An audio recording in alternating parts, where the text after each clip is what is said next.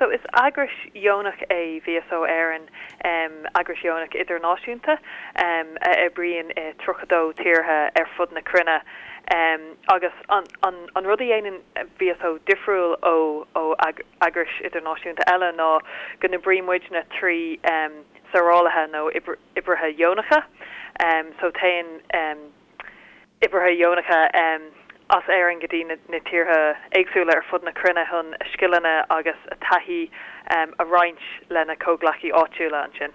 Agus leráimid fi sin a rí sin nóid ó gá agus i heol sibh factus nua in éonar heol an féile in sin dún faoi le?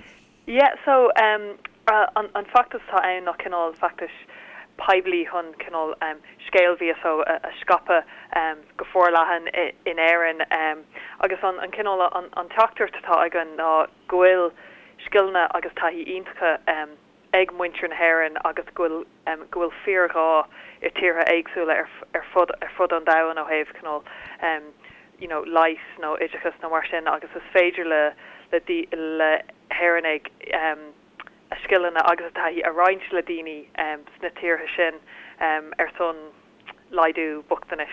Cé na sarálathe le cáiliaachta áirithe a bhfuil ag tastáil a gcuibh ach go háirithe? Yes, cínte.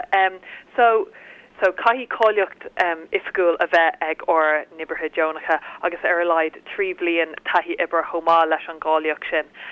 So de gná siad múnseoirí príomhaidí dochtóirí banáltarí agus banistóirí gó iad na daoine a bhíons an éilemh orthú ó thaobh VSO de. Bhí méid brathnú ar bhór Steve Idirlín le Janie tá is a gom ghfuil mór éilemh ar sarálathe i dtíortha atá mé forbathe ach níorthaigh méid céicó mór is atá an talamh. Tá statistic ar bhór Steve Idirlín faoi mná ceamhrach san étóp, you know? Atá go ar an statistic sin. An féideat é a lua com maiile roinnt beidir statisticí eile mátá sé agus go ag taspáint céicó mhór is atá an talamh do sarálathe i dtíortha a mé forbathe le thó. Okay, so mar hampla godí chuir or sarálathe idirchis ilúnt ar fáil de os ciún céad caracha míle múnseoirí príomhaidí agus banistóirí idirchis agus margheall ar an obair agus an ilúnt sin rinne fiosú ar thuirbhí idirchas de os ciún 2 mhilliún páiste. So sin an chuoin a na bríon VSO tríd an ilúnt a chuirtar ar fáil de múnseoirí nó dochtóirí nó banáltarí déantar fiosú ar an teirbhís a bhíonn ar fáil do Greenie agus mar luigtón sin le tá anrá i gcuirsaí leis san Éitióp agus i dtíortha eile chomá so má héan dochtóir an ó banáltara éireannach godí an Éitióp le VSO bheith siad ag a chur ilún séir golóir dochtóirí agus banáltarí áitiúla agus méallar sin bain na doctor agus banáltarí sin in ann service níos fearr chuir fáil do daoine sna pobl an sin. Ar catú éon am thar le VSO Éireann? Well, cha mé am thar lear ach ní le VSO Éireann for riir. Cha mé roinnt am in Ghana in Iarthar na Hafrca agus in Malawi thomá neisgurt na Hafrca agus cha mé roinnt am san Ind thomá ag déanamh Deonacha an sin, so tá roinnt taithí agam bheith ag obair thar lear ach táúla gom beidir amach an seo go mé in ann dul thar lear le VSO ach ní ra na scileanna agus na taithí chuí agam chun bheith ag obair le VSO an uair sin. Agus is obair anna himúil é nach bhfuil? Oh, is cínte, yeah, tá obair an himúil. I mean, tá na, an irid sin daoine ar fud na crunne, ag stracailt le rudí banúsacha cosúla, idirchas agus leis agus mar sin agus, is féidir linne in Éireann tá an taithí agus an tolas aganne chun rud dearfach i dhéanamh sna tíortha seo agus chun cinál takeíocht a thuirt do Greenie atá ag obair sna réimsí sin. Caithfar a bheith láidir an chun a dul go dtí na tíortha seo nach gaithfar le tá a lán Bochtanas an agus le héad le caithfar a bheith láidir an sin fér.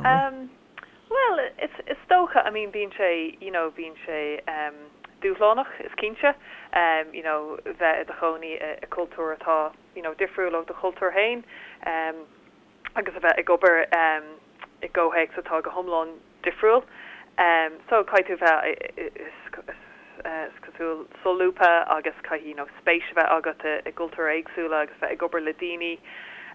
Ach chamála sin, if rud ionach simúil darfach é chomá, fulamín tú golóir futain agus faoin dahan agus, déantar cadreh an láidir leis na daoine eile, agus, is rud é nach naintear darmad ar roiéisca socha. Agus just ceiste bháin eile faoi an factus nniu, a just a caint faoi sibh go generalta.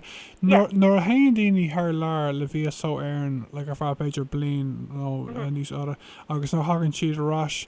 An míonn siad fós sort ceangailte le VSO éireann slí aigean, Yeah, no, is cínte, is iad na hibrahí Deonacha na daoine is táchtaí dúine tá siad ag gríolóir gafrod the Ainwood, mar agrish. So tá gréisán náisiúnta dibrahí Deonacha éagsúla agan fud na tír agus bíon deis acu canál leirt le daoine atá ag smuoine bhar dul thar lear nó atá ag olbhú do gul thar lear, glachan siad porte ócáidí canál paibli dúine nó ócáidí margíochta, tá siad fear háhachtach dúin agus tá sé tá sé tágta cinál an ceangal sin a chuinál, linne mar agris agus le ibrahid Deonacha eile chomá. Dar féin go bhfuil nuach litir a gcuibh an bhfuil a bhain na saoráil hain le nuair hagann siad arás bhfuil? Tá nuach litir a gona hain samach gomíosúil agus chomála sin bímú I deagháil leis na hibrahí Deonacha nuair hagann siad bháile. Agus sibh món actas nniu an actas nniu seo, cad é an príomh cheachtarach gur bhaid leat a rá ar éistóirí? Well, is socha, go bhfuil fearrá ann ar fud na crunne, agus gohfuil skillna agus taithí ag muintir na haireann, skillna agus taithí iontacha go féidir le úsáid islí an dearfach na tíortha seo, agus stocha faoi VSO féin, tá muid na difriúil ó agris iad an náisiúnta eile, tuis go cuairemuid béim ar chuoine agus béim ar ibrthe Deonacha go háirithe.